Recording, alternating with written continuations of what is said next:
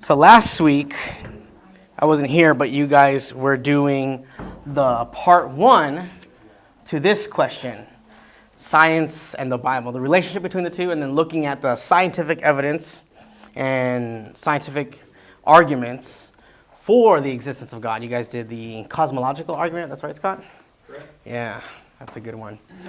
And so, but before we get into tonight, let's just pray before we study. Lord, thank you for this evening and thank you for this time of fellowship, Lord. I pray that we would all be ready to receive all this and keep our minds and our hearts on you, Lord, and to remember that this class is about winning souls and not winning arguments, and that we take this knowledge and that we actually apply it in our day-to-day conversations and opportunities to share our faith and to evangelize, Lord, and to remember that it's about you and not just merely about getting the right information out and winning some, encounters with some atheists or whoever, Lord. And I pray that we would all be edified tonight and that we would grow in our faith daily. And I pray this all in your holy name. Amen. All right. So we're going to get a little bit into some more science, but we're also going to get into morality. Spend more time on morality because that seems to be probably the bigger one, right? You have things like the problem of evil, the problem of suffering, and things like that. So the moral argument is typically where a lot of the objections come from. I think I mentioned it when I was an atheist that I used the book of Job the most, right? So the book of Job, that's what I would use a lot to object, to the Christian faith. And so that's, it always comes back to the question of, God and evil and morality. So we'll get into that. But as always with apologetics, never forgetting the head, the heart, and the hands, right? Not trying to just win arguments with atheists, though that can be real tempting because they can sometimes be frustrating and annoying. But it's primarily remembering who we're speaking to and that we're speaking to somebody who has a soul. And we're speaking to a person who's created in the image of God. And so the purpose of learning apologetics is not just so that we can just bulldoze people. Okay, so here's the main idea. Christian theism is more reasonable, rational, logical, and more scientifically supported than atheism. Bold claim. And I added other worldviews as well, whether it be religious or humanistic worldviews. So that's a bold claim. I know most people would not think that Christian theism is more logically robust and has more evidence, more scientific evidence, but it does. You want to define Christian theism now? Yes. Oh, thank you, Scott. So theism is the belief in God, but more specific, we are monotheists, one God, even though we do believe in a triune God. That's contrast to like polytheism, which is the belief in many gods. So, poly coming from multiple or plural. And then there's atheism, of course, which is no God. So Christian theism is the belief in, obviously, the Christian biblical God.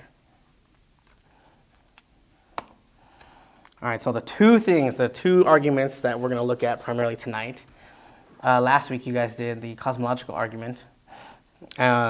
Tonight, we're doing the teleological argument, which is the argument for the evidence of the design and the fine-tuning of the universe, and how that supports a designer. It's very, very simple, very straightforward. We see that there's evidence in creation that shows highly complex design. And whenever you see that, it points to a designer. And the moral argument is the argument from morality, the fact that there are objectively morally right things and objectively morally wrong things in our universe.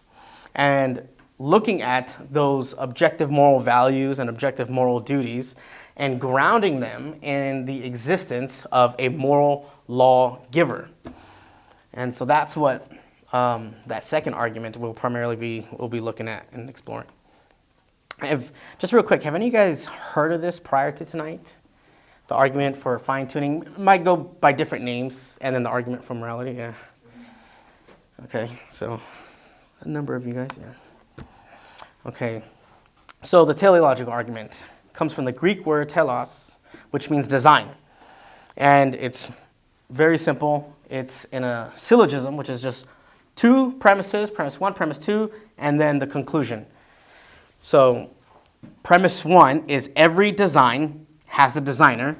Premise two, the universe has a highly complex design. And then conclusion, therefore, the universe has a designer.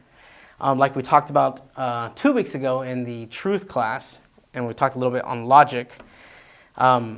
If your first two premises, this is deductive reasoning, if your first two premises are true and are logical, then the conclusion logically follows. That's how a deductive, syllogistic argument works. If the premises are true, then the conclusion will logically follow. And there's a quote here from Dr. James Tour, a nanoscientist from Rice University. I thought this was a really, really cool quote. It says, "I stand in awe of God because of what he has done through his creation. And only a rookie who knows nothing about science would say that science takes away from faith. If you really study science, it will bring you closer to God." Yeah, that's a big claim too. Only a rookie who knows nothing about science. Because you always hear the opposite, right? What do you hear from like atheists and stuff like that? That science has disproven the Bible. Science has disproven the existence of God. And science has disproven, pretty much religion in general, right? It's ancient, it's, irrelevant. It's just people kind of, resorted to it because they couldn't explain things like earthquakes and lightning, right? So whenever you see a well-known scientist, maybe not known to us, but he is actually pretty well-known, make a statement like this, it definitely grabs people's attention. Okay, so now kind of exploring the actual premises in the argument. So every design has a designer. Seems pretty intuitive, right? That's what we would call, if it's intuitive by nature, that's what we'd call it's a self-evident, right? Every design has a designer. If you just think about it, the TV has a particular design. And then that design was created by a designer. The table, the chairs, right, the walls, the building that we're in, the vehicles that you drove to get here, they're all designed and they all have a complex design. Even the more simple designs require a designer. Somebody actually drew up the design, created the design in their mind. You don't see designs just fall into place like naturally. You don't just see a design. You don't see a car engine put together just randomly because a tornado ran through a junkyard. That doesn't happen, right? Every time you see complex design, that's always self-evident or intuitive that there's a designer behind that. So that's how premise one, and most people don't deny that. That's so intuitive, most people just immediately take it, like, yeah, every design has a designer. So number two is where people start to object. But number two is that, right, the universe has a highly complex design. This is where atheists will mostly call out and cry out chance, right? It's by chance, though. So they don't really see it as complex in a sense. At least the ones that are more stubborn. They'll just say, well, it just all came by chance. Like, has anyone heard of the multiverse theory? Mm-hmm. Yeah, that there's like an infinite amount of universes, right? And there's supposed to be a machine that's pumping out all these like multiverses, right, all over the place. And it's just by chance that out of however many universes that are out there, one of them had to have all these things that we see here in our universe that, life would just pop right into existence, right? Which is interesting because it just pushes the issue back one, because where did this little multiverse machine universe maker come from? So it still doesn't even answer the question about design. It's also the concept of complexity in design in a universe is counter to the third law of thermodynamics. If everything's winding down, how did it wind up in the first place? Mm-hmm. Yeah, the law of entropy. Yeah, the depletion of energy, of usable energy. Yeah. And no scientist worth his salt denies it's the second law of thermodynamics. Yeah, the law of entropy. Sorry. Yeah. And I was like, I just barely read this, like, recently, so that's how I was able to remember, so no sweat. Okay, so the universe being fine-tuned for life. So some of the things that we see, some of these things that we look at, and then we see this evidence for complex design, are certain qualities and conditions, right, that make life on Earth possible. And without those conditions, without those parameters that are set, you would not have not just intelligent life, not just like human beings, but any life, even simple single cellular life, could not, live without all these things being put into place. These conditions or these constants are known as anthropic constants or the anthropic principle. Has anyone heard of that? Yeah, it's all right. Prior to me ever looking into apologetics, I never even knew what this was. I was like, what? Yeah. But there's a ton, there's a lot of them, but we're going to look at just 5 primarily. 5 that are easy to remember and that you can actually use in conversations should you... Out of 122, I believe. 122? Yeah, see, that was more than what I was thinking, yeah. So that is a crazy amount. Yeah. It's all right, you don't have to remember all 122. You're not going to be quizzed or tested on that. All right, so here's just 5, right? So number 1, the oxygen levels of the Earth's atmosphere. Number 2, the atmospheric transparency, right? The gravitational interaction between the moon and the Earth. Carbon dioxide levels on Earth. And of course, the Earth's gravitational force, so gravity. So here's something. So oxygen levels of the atmosphere are set to a precise 21%. If it were less, all human life would suffocate. If it were more, then Earth would experience spontaneous combustion everywhere if you increased the oxygen level from that precise setting of 21%. Carbon dioxide, right? Those levels are so preserved to keep the Earth from burning up. And if it was lower, then plants would not be able to maintain photosynthesis and wouldn't be able to produce the oxygen that we as human beings need. And then we would all suffocate and die. Everything ending with us suffocating and dying. Gravity, right? If it were altered in any way, even to the 0.0 to the 37th percent, that's a decimal followed by 37 zeros. That's like an unfathomable number. If you altered it even to that percentage, right, then the sun would not exist. And we'd all, you guessed it, we'd all die. And the Earth, so all these things, and this is just 5, and Scott just said that there's like 122 of them. If you literally just adjust any one of these things, it's not like you can adjust one and then the rest would still maintain and we'd be fine. No, if you literally just alter one of these things, then all life is just, it's not going to happen. Right? That's what they refer to as the anthropic principles. Right? That these things need to be to their set conditions in order to have human existence.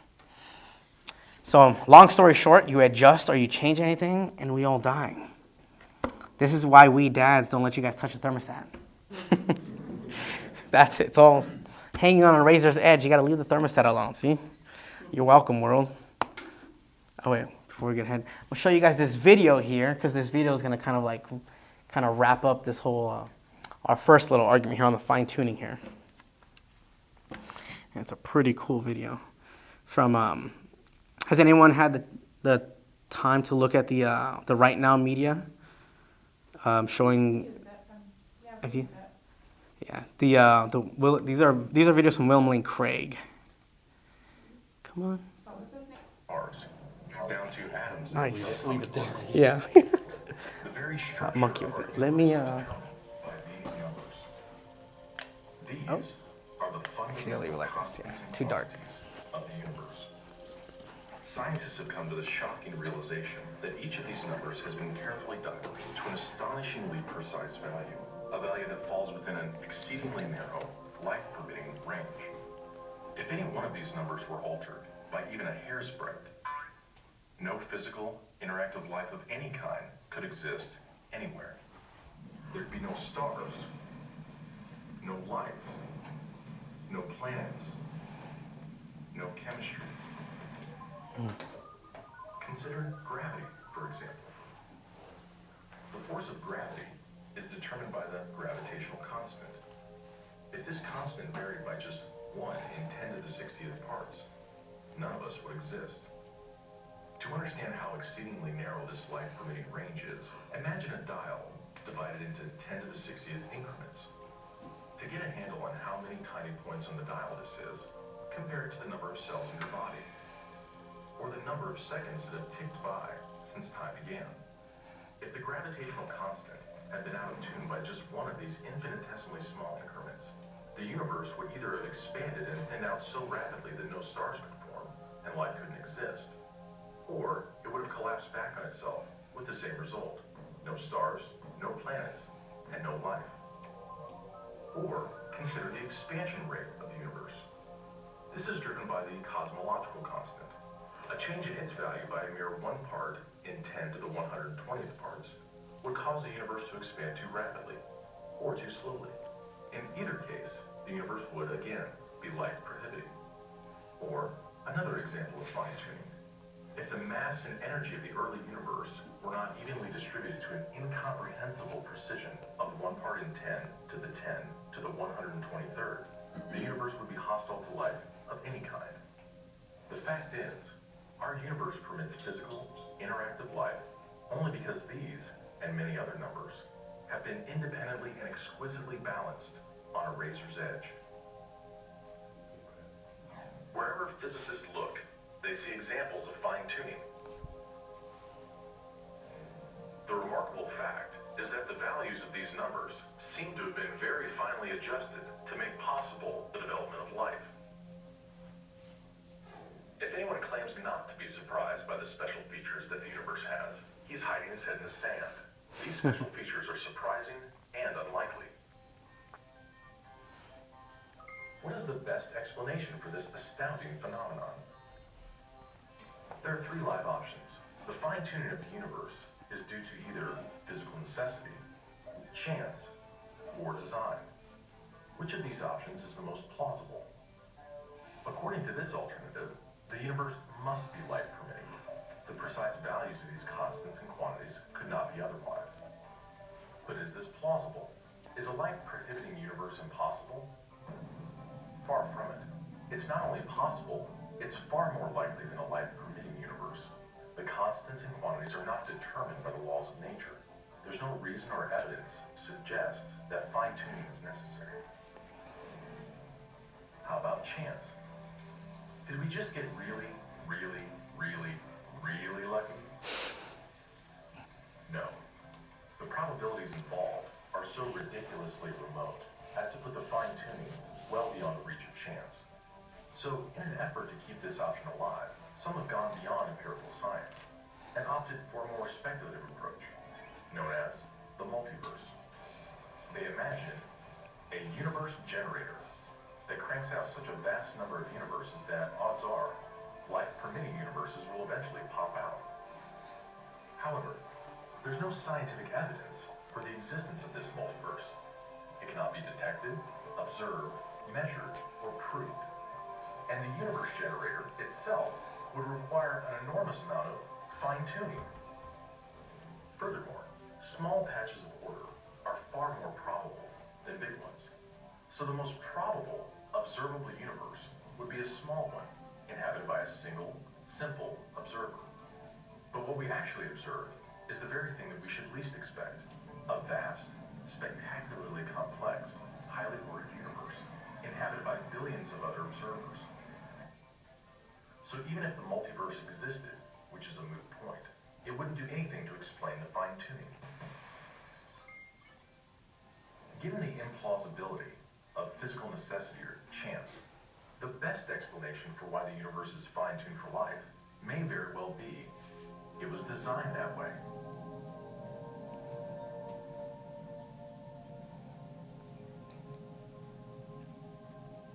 A common-sense interpretation of the facts suggests that a super-intellect monkeyed with physics, and that there are no blind forces worth speaking about in nature. The numbers one calculates from the facts seem to me so overwhelming as to put this conclusion almost beyond question. There is for me powerful evidence that there is something going on behind it all. It seems as though somebody has fine-tuned nature's numbers to make the universe. The impression of design is overwhelming.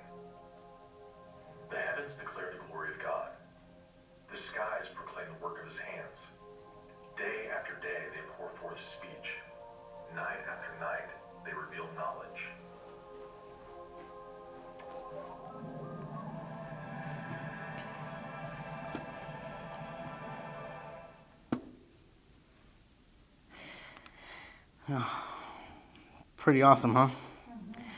Yeah, when you look at things like that, there's absolutely no way. That's why I don't believe in aliens. But that's a different conversation. Okay, here we go. Perfect. Yeah, so has anyone, what do you guys think about that video? Has anyone seen something like that or read a book like that, Apologetics, that has to do with like scientific evidence for the existence of God? One, the scientist, the geologist, only one. Yeah, there's just, and there's so much more. Even that video was like a short, like 6-minute video. I mean, you can just pick up William Lane Craig's book, and he just goes through the whole thing and just like dismantles like the objections and everything that's been coming out from, essentially the scientific naturalists. People that think that all that exists is the natural material world. There's nothing beyond that which is made. Yeah, so, but. Matt, why, Yeah.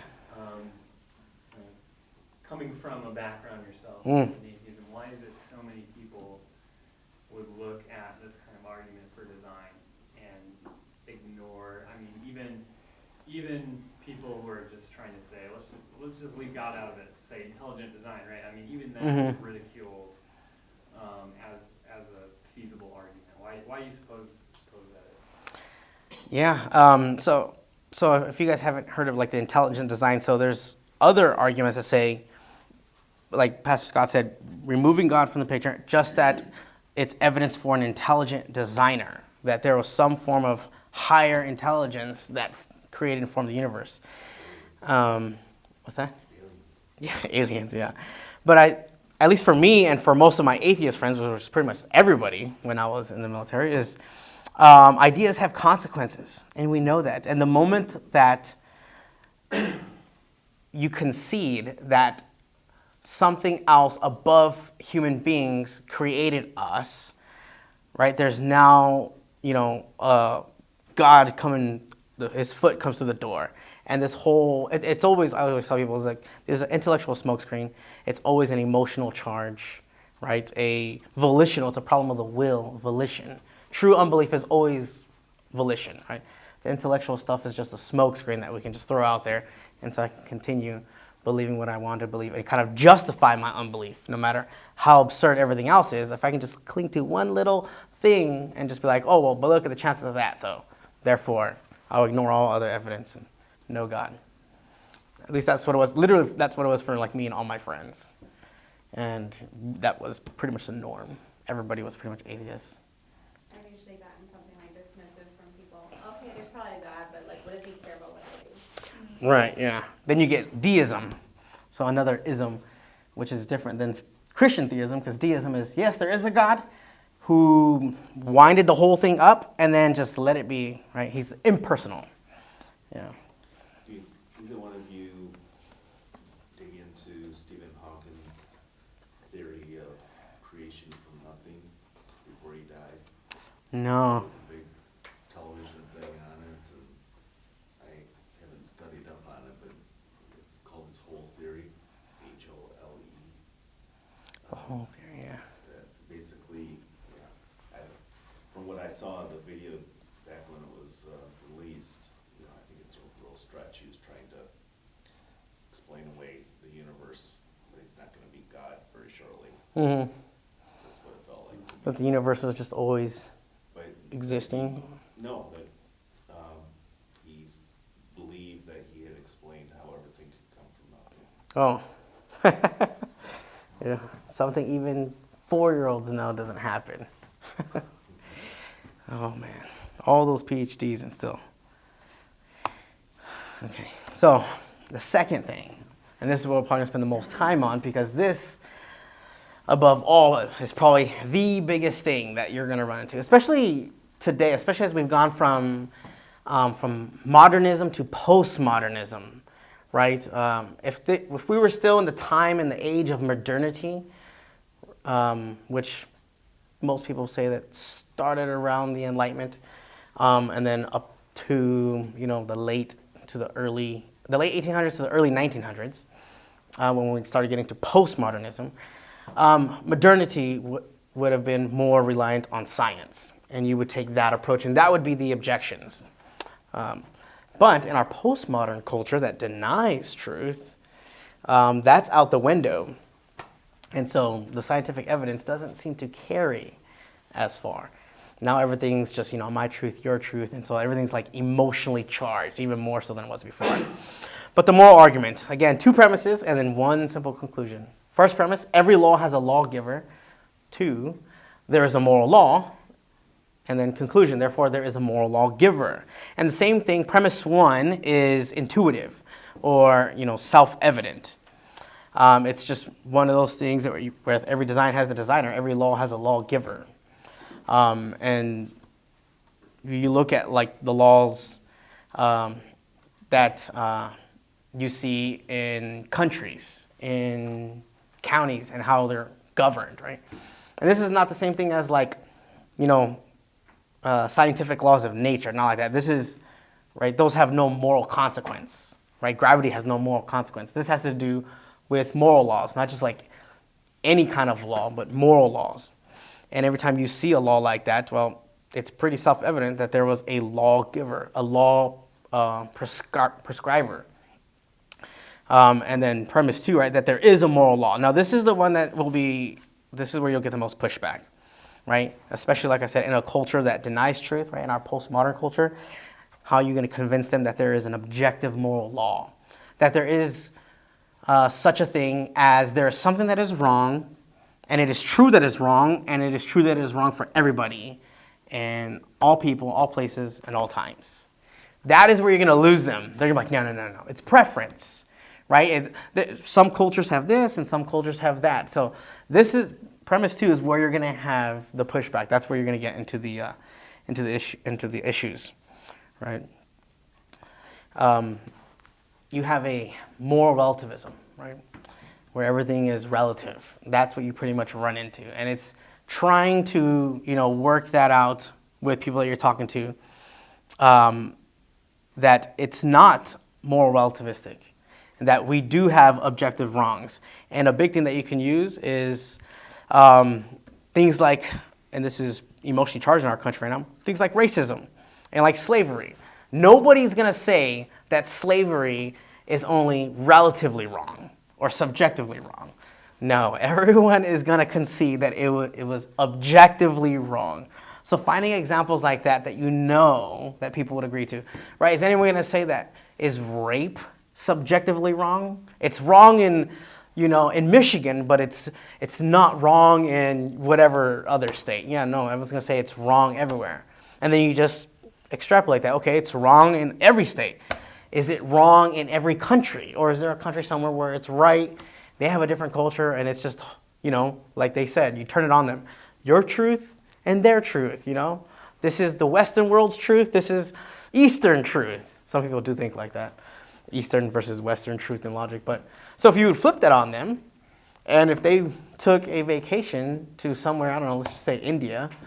I'm just using India as an example. I've never been, and would they be okay with rape being okay there? Or slavery being okay there? No. You probably won't find that person. Unless they really, really harden their conscience. But that's like how you can show them that they're obviously, and all you need is just one example. Just one objective moral wrong. Or one objective moral right? You can go the other way. Like, everyone pretty much concedes that helping people is a good thing. I don't think you're going to run into someone who's like, hey, do you think helping people is a bad thing? Pretty much everyone's going to say, no, helping people is a good thing, right? Even, atheistic liberals think that way. Hey, we should, love the environment, right? They love that. Use that against them. They love the environment. So if you throw something like that, it's like, hey, do you think it's a good thing? Not that I'm advocating for climate change at all, but that is definitely something that they look at and they treat it as what? An objective moral right or an objective moral duty, right? You violate that thing, that's like one of their 10 commandments.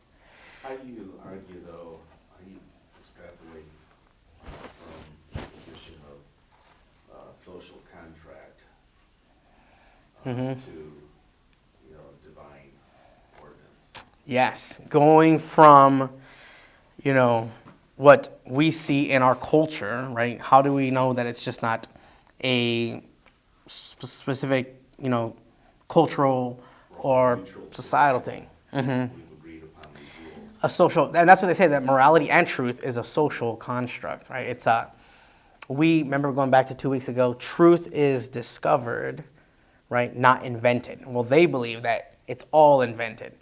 And that's where you get the problem, where if they truly believe that and they were to actually live that out, then they can't protest or object when someone else chooses not to live that way, right? Like the whole slavery or rape example, it'd be the same thing. If it's truly a social construct, then it only applies in a subjective sense. You can't be objectively angry or upset about it.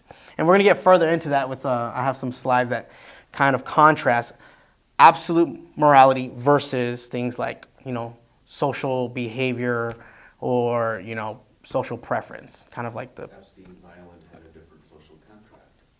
Yeah, so how are you getting upset, right? It's even a different time zone, different zip code, whatever you want to say. You just extrapolate it out. What's the cutoff? When can we no longer charge people with wrongdoing, right? And there's also a video for this one. Let's see if I can get this one. Let me make sure we have time. Yes, we do.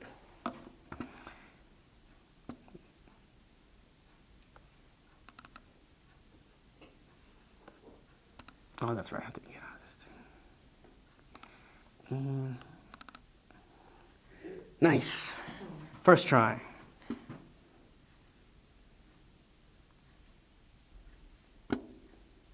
Where is my mouse? Oh, there it is. Come on. Can you be good without God? Let's find out. Absolutely astounding. There you have it. Undeniable proof that you can be good without believing in God. But wait, the question isn't, can you be good without believing in God? The question is, can you be good without God? See, here's the problem. If there is no God, what basis remains for objective good or bad, right or wrong? If God does not exist, objective moral values do not exist. And here's why. Without some objective reference point, we have no way of saying that something is really up or down. God's nature provides an objective reference point for moral values. It's the standard against which all actions and decisions are measured. But if there's no God, there's no objective reference point. All we're left with is one person's viewpoint, which is no more valid than anyone else's viewpoint. This kind of morality is subjective, not objective. It's like a preference for strawberry ice cream. The preference is in the subject, not the object. So it doesn't apply to other people. In the same way, subjective morality applies only to the subject.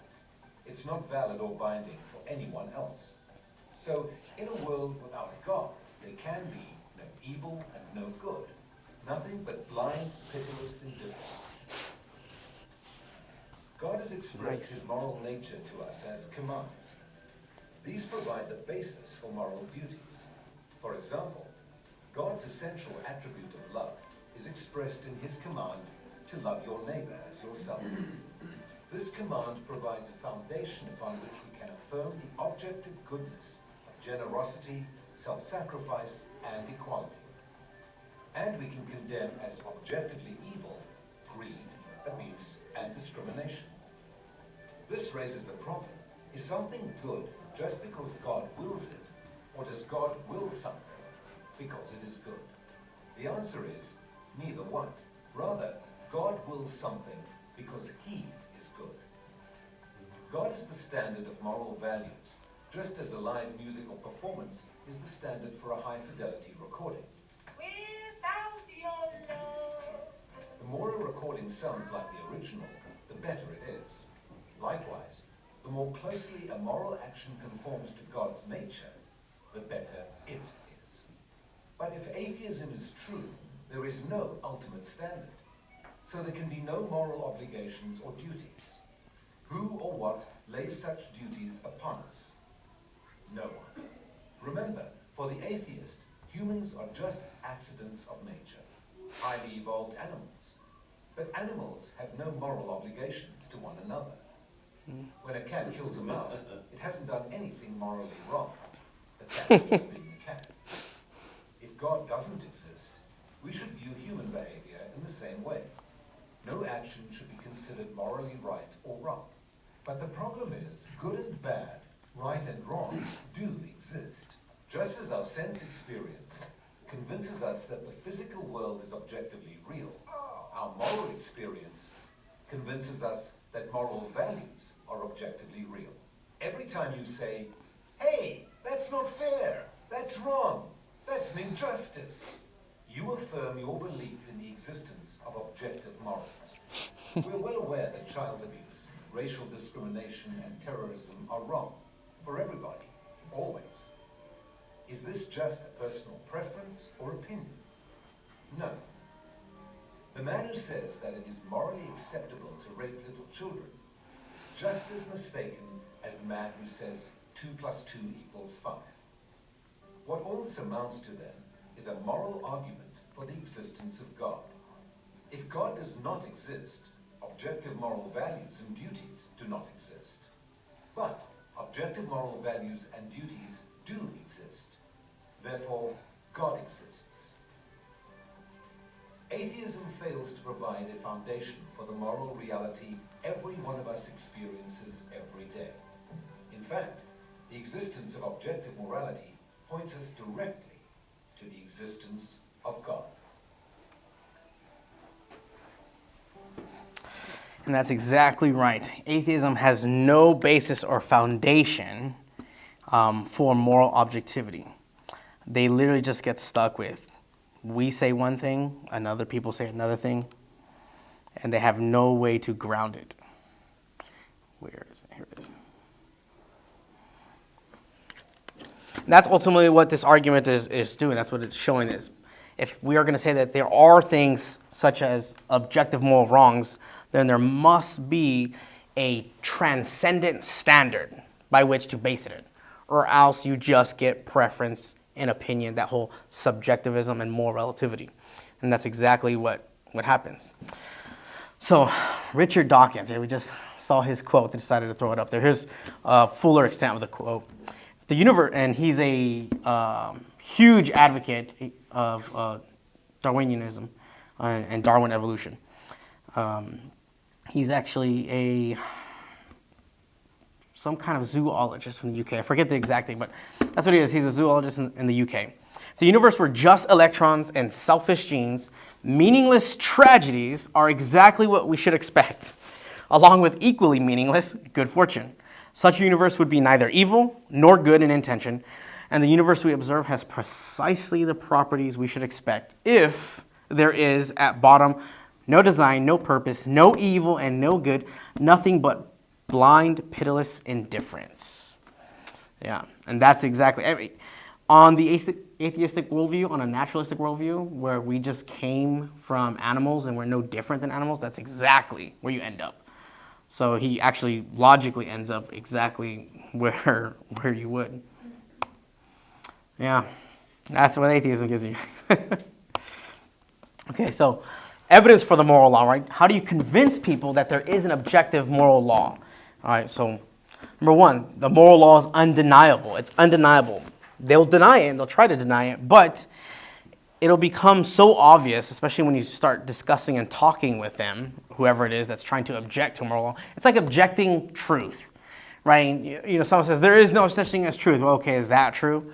And it's pretty much the same as that. The moral law is so self-evident, right? There is no such thing as right or wrong, and the moment that you commit something against them, some action, like stealing that guy's wallet, right? What do you think that you're going to be met with? Oh, well, I guess I can't say anything anyways because what that person did to me is not technically wrong anyways. But no, that's not the reaction, right? You cut somebody off in line at the bank, or, you know, they're immediately going to protest. They're immediately going to object. Why? Because even though they're trying to deny it, they know that there is an objective moral law. There is such thing as right and wrong. You know, if all you have to do is just have some children and they'll just know. You don't look at, imagine if there wasn't, like you're a parent, you're trying to parent and trying to discipline your child, but no matter what they do, you're like, well, little Johnny, I guess I can't be upset with you because, hey, there's technically no objective right or wrong. Yeah, that's not how it works. They would love that. Kids would love that. But number 2, yeah. Parent that way. Yeah. Oh, yeah. Huh? No, we're not doing the whole no thing. That's a different conversation. All right. Number 2, right? We know it intuitively through our reactions. That's exactly what it showed on the video and what we're talking about, right? Our responses to these things tell us. This is how we know it intuitively. If there was no objective right and wrong, well, then why are we responding to these things as if an injustice took place? It would make no sense. All right, now, number 3, the objective moral law is the basis for human rights. After World War II and after the defeat of Germany, when they had the Nuremberg trials to try the Nazis that were captured, they did it on the basis, and they convicted them during the Nuremberg trials, they did it on the basis of a violation of basic human rights for their guiltiness of their torture and human debasement. That's how they were convicted, on the basis of violating human rights. Let me get it right here. Yeah, you wouldn't have been able to do that without an objective moral law. How could you hold the Nazis accountable for violating basic human rights if there is no objective moral law that says that human life has objective moral value? You can't. And yet, you know, all the countries that were involved in World War II, that's exactly how they convicted the Nazis. It's the basis for the unchanging standard of justice, right? We can only detect injustice when we compare it to an objective standard of justice, right? C.S. Lewis said something, he's like, I would not know what a crooked line is unless I had an idea of a straight line. So you need something to compare it to, some objective standard that sets forth in order for you to judge and base off of. So you wouldn't know an injustice took place unless there was an unchanging standard of justice. So that's how that works. The objective standard of rightness allows us to compare one set of morals to another. That's pretty much the same little example there. On number 5 there, right? Defining a real difference between moral lifestyles. If there is no objective moral law, then what is the difference between someone who lives a life like Christ and someone who lives like Hitler or Stalin? You know, one of those lives, you know, are more morally upright, and one of them far less. Or you have to concede that there's no difference between the two. If you get away with an objective moral law, if you throw that out the window, that's exactly what you're left with. There's no basis for, say, this life lived was more morally upright, and this life lived was more morally wrong. And that goes out the window. Shakespeare, this is just a quote from Shakespeare. There is nothing either good or bad, but thinking makes it so. That is a perfect example of moral relativism. And Shakespeare was, what century? What, 1600s? What was it? 1500s? Even earlier? Long time. Yeah, long time ago. Yeah. I know it was post-Reformation. So, I mean, but, you know, 400 or 500 years ago, there was already this kind of thinking. And then this kind of thinking, of course, made it through education. And he's lauded as one of, like, you know, best writers in literature. But in reality, right, ideas have consequences. And so his philosophical ideas come through the literature. And so this was far before we even reached our postmodern culture. This mindset, this kind of thinking was already there. At least in seed form, it was already there. And so can't be too shocked that we are where we are now. Yeah. And that's the extent of my artistic abilities there. So this is what you were talking about earlier, with absolute versus relative. Okay, so how can we kind of navigate these and look at the differences? Because if you look at all of these, we see all these. We see changing behaviors during times, right? Slavery at one point was considered legal and now is obviously rightly so outlawed. But so there's an example of a changing behavior, changing perceptions. And so all these cultural relativisms, like, so how do you look at these, and how can you ground absolute morality in to the existence of God when you have all these things? So number one, it's a common mistake to confuse morality with changing behaviors, right? People who do so, right, they conclude that because something is a particular way, then it ought to be, right? Hey, that's just the way things are. That's how it is, and so that's how it ought to be. This is something called the is-ought fallacy, right? We see it on our own history, like in the example of slavery. Slavery was once acceptable. It was descriptive of a particular people and society at a particular time, but it was rightly opposed on the basis of moral absolutes. And so the abolition of slavery is an example of a society changing its behavior to better conform to the absolute moral value of human worth and dignity. And so just because there's evidence of a people changing behavior, that doesn't mean the objective moral value change. It's like, oh, it was one thing in the 1600s and 1700s, and now it's another thing in the 2000s. No, like truth, morality is discovered.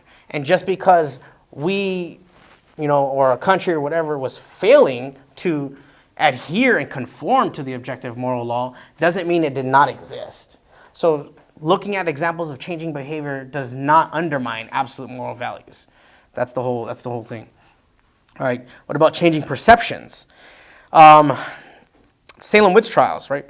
We used to put witches to death, right? Or at least some people, in this country used to put witches to death, right? And now we no longer put witches to death, and we no longer have witch trials and hang them or burn them. And so people would argue, well, doesn't that an example of morality just changes, that it's not absolute, it's fluctuating? No. So what changed there was perceptions. It's not that the objective moral law changed, but our perception of witches.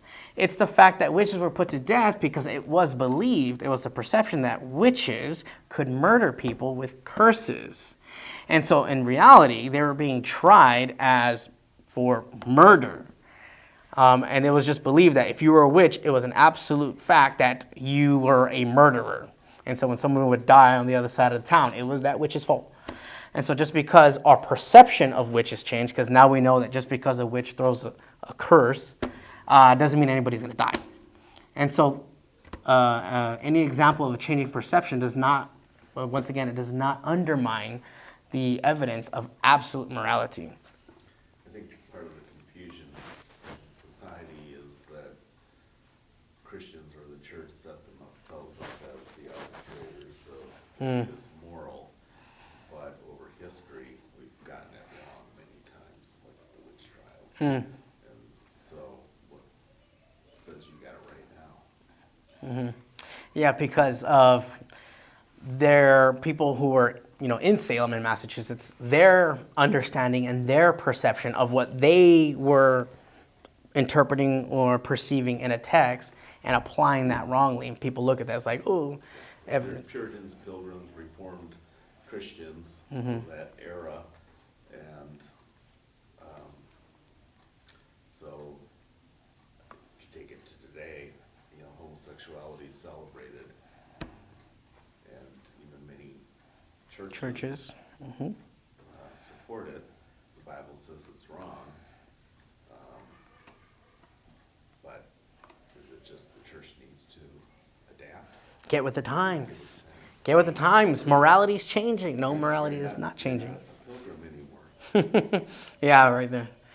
Yeah. And maybe we don't have it all right. I'm not speaking of homosexuality here. Just in general, we don't have it all right. We just like them. But that's not the point. The point is that there is a right, and that points to God. Yes. We may not apply it properly, but the point is that there is a right. And we must struggle to find it and apply it and direct it properly to its source. Yes. Seek wisdom. Yes. So just because there are people that are disagreeing Well, that's actually number 5. Yeah, moral disagreements. Isn't that evidence of an undermining of absolute morality? No, it's not. Just because people disagree, whether it's 2 people or 2 different societies or communities or 2 different nations, or the world cut in half and both sides are arguing over something, to have a moral dispute, a moral disagreement, and we can't come to some common ground, does not undermine absolute morality. It just means that we're missing the mark. We lack discernment and wisdom, and we don't see it, but the absolute moral objective law exists whether we rightly perceive it or understand it or know it ourselves. I think from a spiritual perspective, biblical perspective, as Christians too, we need to understand that if God says something's wrong and you've been trapped or enslaved in that wrong, whatever that is, the role of freedom in Christ and the sanctification of the Holy Spirit is to free you from whatever that wrong is. You don't have to be entrapped, enslaved. Doesn't mean you're going to be a perfect person until you see Christ, but freedom is something that Christians should be celebrating more rather than, just saying this is wrong. Focus on God can make it right. Right. There's healing, there's restoration, there's recovery. Yeah, or else it turns into an excuse to remain or continue in a behavior. And you do see that a lot in today's society. Or just condemning. Mm. It's easy for us to fall into condemnation mode, which is actually Satan's role, not the Christian's role.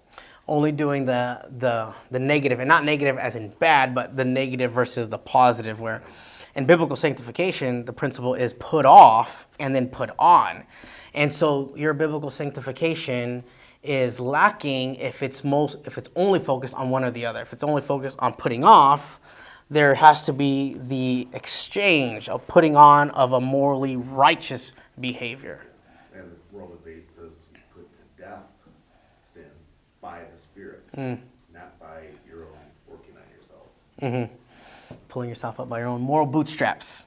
So without the Spirit, you're not going to be transformed from, the immoral person you might be to a more moral, Christ-like person. And Yeah. we can't lose sight of that. Absolutely. One thing that you might end up encountering is in those like moral disagreement examples is, though, at least I did this as an atheist too, and now I see how foolish it is. We'll pick something, right? Or I used to pick something that we can kind of show as an example and be like, see, here's an example of a moral dispute and no one can come to any agreement. Therefore, this is evidence that there is no absolute moral values, right? There's no absolute morality. It's subjective or relative, because look at this. And even though there are more complex situations where it's hard to discern, it does nothing to negate or undermine the more obvious, right? Like rape, slavery, child sex trafficking. Those are so obvious. So you can't point, as much as they would like to, an atheist would like to, they can't simply just point or punt to the fact that they'll give you an example of some complex moral situation that nothing can seem to find any decision or common ground on, and then just try to undermine the whole thing because they still have to answer for the fact that these other things are blatantly, obviously wrong. Does that make sense? Yeah, and that's a common tactic, right? Point to something kind of over here. It's a very distracting thing, and then use that as the excuse to just throw the whole thing out the window.